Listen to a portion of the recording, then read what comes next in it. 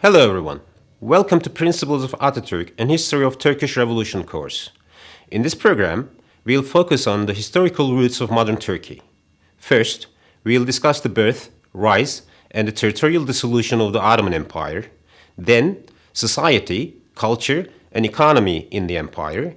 And finally, Ottoman diplomacy and cultural encounters with Europe.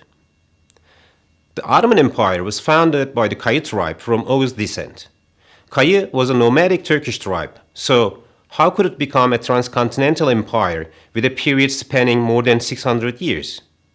Well, when the Turkish Great Selçuk state, led by Alparslan, defeated the Byzantine army at the Battle of Manzikert, the Selçuk army was composed of many Turkic tribes, including the Kayı. Alparslan expanded the borders in the Byzantine territories and established the Anatolian Selçuk state in Konya. Meanwhile, the Kayı tribe had settled in Söğüt. The Anatolian Selçuk state was defeated by the Mongolian Ilkhanate state at the Battle of Köseda and finally died out. So many Turkish tribes serving the Selçuks established their own principalities. One of these principalities was the Ottomans. The Ottoman Principality was founded by Osman I and was named after him. Right from the beginning, the Ottoman Principality followed an expansionist policy. The Kayı tribe had been loyal to the Selçuks till the end, so they gained the trust of other small principalities and was supported in its raids against the Byzantines. Osman Gazi's successor Orhan Gazi conquered important locations in the Marmara region. The conquest of Bursa, which he made the capital city, marked the beginning of the empire. While the conquest of Tekirdağ opened the way to Europe, the conquest of Ankara was a key to eastern Anatolia. Orhan Gazi's son Murat I conquered Edirne and made it the second capital city. He won many victories, but the one at the First Battle of Kosovo meant the full control of the Balkans. He established the Ottoman rule in Anatolia as well by taking Turkish principalities under control. Murat I was given the titles of Hüdavendigar and Sultan because of his successes. Yıldırım Bayezid was the first Ottoman Sultan to lay siege to Constantinople. During this siege, he defeated a crusade army at the Battle of Nicopolis. The territorial expansion in Anatolia, however, caused a conflict with the Turco-Mongol conqueror Timur. At the Battle of Ankara, Bayezid was defeated by Timur and died in the same year. When Bayezid died, his sons started a dynastic quarrel. This 11-year period was called Reign of Interregnum and was ended by Çelebi Mehmed, who won the battles against his brothers. Çelebi Mehmed's successor, Murat II, reaffirmed Ottoman control in western Anatolia and in the Balkans, expanding the borders to Izmir and Serbia. The victory at the Second Battle of Kosovo was especially important because it prepared the proper conditions for the conquest of Constantinople. When Mehmed II came to throne in 1451, he started making plans to conquer Constantinople.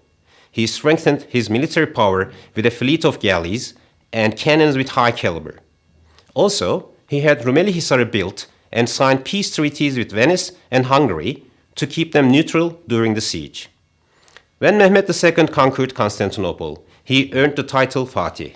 Fatih Sultan Mehmed made Istanbul the capital city and created a tolerant atmosphere for all nations, religious groups, and traders in the city. The conquest of Constantinople ended the Middle Ages and started the early modern ages. It also contributed to the birth of Renaissance. In addition to Constantinople, Fatih Sultan Mehmed annexed the Empire of Trebizond, Karaman Principality, and Crimea. Fatih Sultan Mehmed's grandson, Sultan Selim I, had the full control of Anatolia by defeating Shah Ismail of Azerbaijan at the Battle of Chaldiran. This victory was followed by others against Mamluks at Mejdabak and Ridania. As a result, Syria and Egypt were conquered, and that was the key to the Arab lands. By defeating Mamluks, Yavuz Sultan Selim became the first Ottoman caliph. After Egypt, the Ottomans conquered Algiers in North Africa, and at the time, Barbarossa Hayrettin became the commander-in-chief of the Ottoman fleet. When Yavuz died, his son Süleyman I, widely called Kanuni or Süleyman the Magnificent, took over the empire. During Kanuni's reign, the expansion reached its peak. He laid siege to Vienna, but couldn't conquer the city. Kanuni's campaigns against the Safavids in Iran provided the Ottoman rule in eastern Anatolia, and Baghdad was captured from the Safavids. Kanuni died in 1566 while commanding the siege of Sigetvar. During the reign of Kanuni Sultan Süleyman, the Ottoman navy had great victories. However, the first success of the Ottoman fleet was the conquest of Constantinople. Clearly, having enemies like Venetians and the Genoese made it necessary to develop a strong navy. After Constantinople, the Ottoman navy captured many places, especially in North Africa. Kanuni's admiral Barbarossa Hayreddin's victory against Venice and Spain at Preveza gave Ottomans the full control of the Mediterranean Sea. Later, Sultan Süleyman's son, Selim II, conquered Cyprus. Shortly after the conquest of Cyprus, Venetians declared war on the Ottomans. The Ottoman fleet was defeated at the Battle of Lepanto, and this defeat stopped the Ottoman expansion on the seas. However, that was not the only problem. In the second half of the 16th century, the Ottomans had to cope with some problems. Ongoing wars against Austria and Iran, dynastic quarrels of queen mothers, Janissary rebellions in Istanbul, and Celali rebellions in Anatolia were the main problems the empire faced. All these caused financial problems, and that weakened the empire. In fact, the first Celali rebellion was in 1519 under the leadership of Shiite preacher Celal. Celali rebellions in this period didn't aim to overthrow the ruling sultans, but to protest social and financial crisis. Oddly enough, the rebellions badly affected production and security, which worsened the social and financial situation. Nevertheless, campaigns continued to defend territories or to gain new lands. After a series of wars against Iran, the Treaty of Peace and Frontiers was signed during the reign of Murad IV. Later, Mehmed IV laid siege to Vienna, but failed because the Ottoman army was defeated by a coalition of European forces. This defeat was followed by another at the Second Battle of Mohacs against the Holy League. The Janissary Corps were no longer a legend. On the contrary, as a result of Janissary rebellions, Mehmed IV was deposed. In such a weak situation, and after another defeat at the Battle of Zenta, the Treaty of Karlowitz was signed. It was the first treaty that the Ottoman rulers had signed as a defeated power. Transylvania and much of Hungary were given to Austria, and the Ottoman Empire lost influence in Eastern and Central Europe. As a result, the reigning Sultan Mustafa II was deposed by the Janissaries and some statesmen. Mustafa II's successor, Ahmed III, dealt with social, financial, and administrative crises in the empire, while fighting against Russians, Venetians, and Austrians. The Ottoman Empire had to sign the Treaty of Passarowitz and ceded Hungary, Little Wallachia, some parts in Serbia, and Belgrade to Austria. After territorial losses in Europe, the Ottoman rulers were aware that they had to find a solution to save the empire, so they introduced some reforms after the Treaty of Passarowitz. Grand Vizier Nevşehirli Damat İbrahim Pasha started diplomatic and cultural relations with the European ambassadors in Istanbul. Also, envoys were sent to Vienna, Paris, Moscow, Poland, and Iran. The problems with Iran couldn't be solved, however, and that caused Patrona Halil revolt because the Sultan didn't want to campaign against Iran. As a result, the Grand Vizier and his associates were executed and Ahmed III abdicated the throne to his nephew Mahmud I. Patrona Halil revolt ended the Tulip Age as well.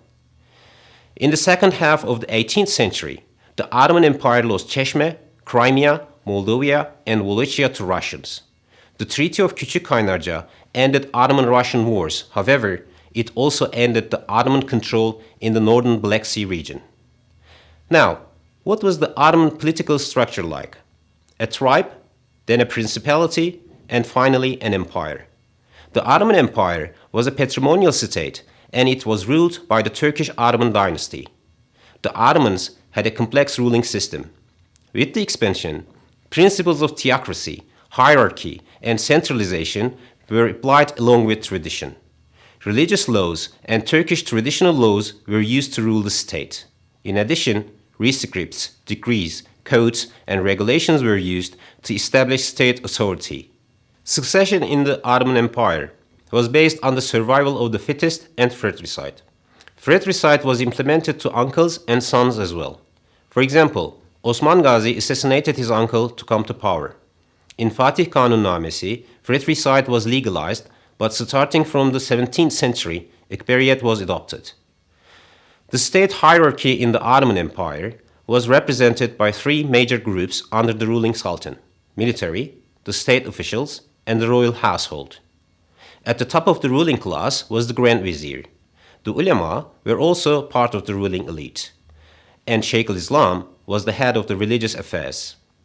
The Imperial Council was the place where state affairs were discussed, and it was composed of viziers and representatives of military, bureaucracy, and religious establishments. How was such a big empire ruled from Istanbul?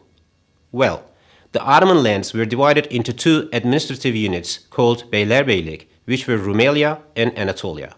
Later, with the territorial expansion, provincial system was adopted, and governors were appointed to these provinces. And the Ottoman army. In the early years, members of the Kayı tribe formed the Ottoman army, and later other Turkic tribes joined for Gaza.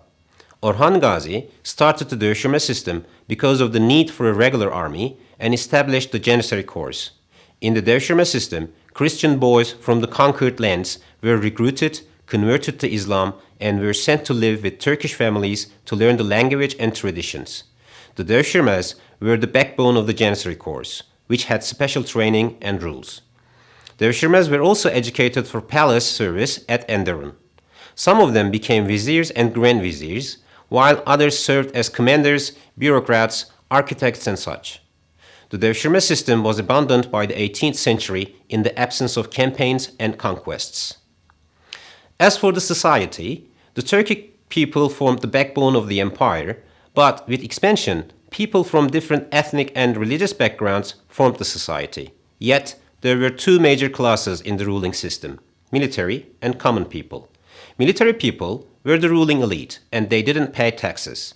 Christians and Jews were under a system called Zimmi Dimmis, and minority religious communities were free to practice their religions as well. Economic system, on the other hand, was based on land. Timar was the early land system. In this system, lands in the Balkans and in Anatolia were granted to cavalry, and in return, tax revenues were collected for the state budget. Timar system was replaced by tax farming because of financial problems. The financial problems in the empire were caused by the inflation and devaluation due to abundance of silver and gold in the market after the discoveries of America. Also, Spanish and Portuguese sailors discovered new routes to India and China, so profits from silk and spice routes decreased dramatically. Last but not least, long wars affected the budget negatively. In terms of diplomacy, Ottoman rulers isolated themselves from Europeans because they thought themselves to be superior to their counterparts. Diplomatic contact with other nations was made through Ottoman envoys, usually before and after the wars. However, after the Treaty of Karlowitz, the Ottoman diplomatic relations with the Europeans started in real terms. As for culture, in the early periods of the empire, Muslim dervishes carried Islamic knowledge to the Balkans and Europe. Interaction became possible with different cultures and nations with the territorial expansion. Especially envoys sent to European capitals during the Tulip Age came back with information on nearly everything, from European military to economy and culture. The Ottoman influence could also be seen in Europe in music, art, literature, and food, to name a few. Well, this is the end of our first program. In this video, we've discussed the historical roots of modern Turkey. Please join us for the next program. Goodbye.